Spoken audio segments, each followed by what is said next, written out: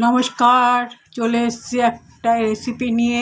আজকে আমি বরিশালি পটল বানাচ্ছি। আমি এটা লস্ট অ্যান্ড রেয়ার রেসিপি থেকে দেখে এটা বানাচ্ছি, বরিশালি পটল। তার জন্য পটলগুলোকে আমি এরকমভাবে কেটে ধুয়ে জল ঝরিয়ে রেখেছি। এগুলোকে একটু ভেজে নেব, ভেজে নিয়ে আমি ফিরে আসছি। বরিশালি পটল, এর জন্য আমার লাগবে নারকেল কোড়া, সর্ষে বাটা এবং পোস্ত বাটা, কাঁচা লঙ্কা বাটা। তাহলে চলুন আমি রেসিপিটা শুরু করি। কড়াতে পটলগুলো দিয়ে দিয়েছি, এবার দিয়ে দিচ্ছি একটু নুন।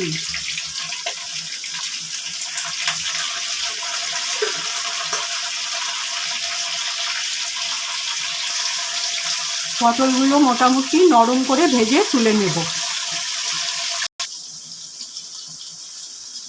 পটলটা আমার ভাজা হয়ে গেছে, এবার তুলে নিচ্ছি। নরম হয়ে গেছে পটলটা। এই যে পটলটা আমি তুলে নিলাম। এবার দিয়ে দিচ্ছি নারকেল কোড়া।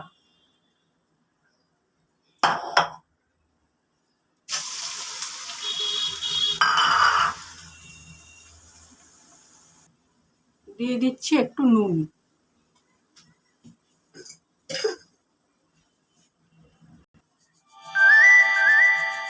দিয়ে দিচ্ছি কাঁচা লঙ্কার পেস্ট।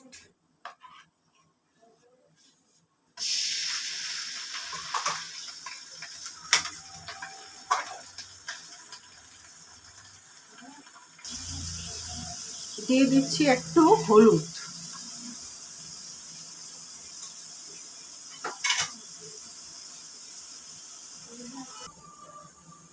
দিয়ে দিচ্ছি সর্ষে বাটা।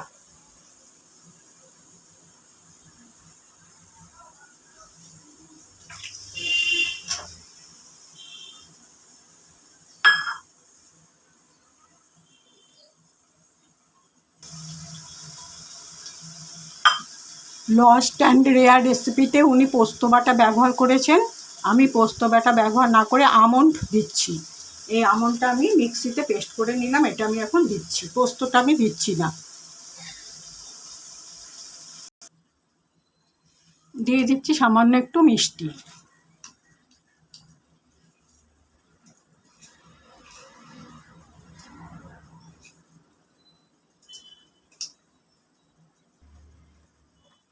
নারকেল, সর্ষে বাটা এবং আমন্ড পেস্ট আমার কষানো হয়ে গেছে। এবার আমি পটলগুলো দিয়ে দিচ্ছি।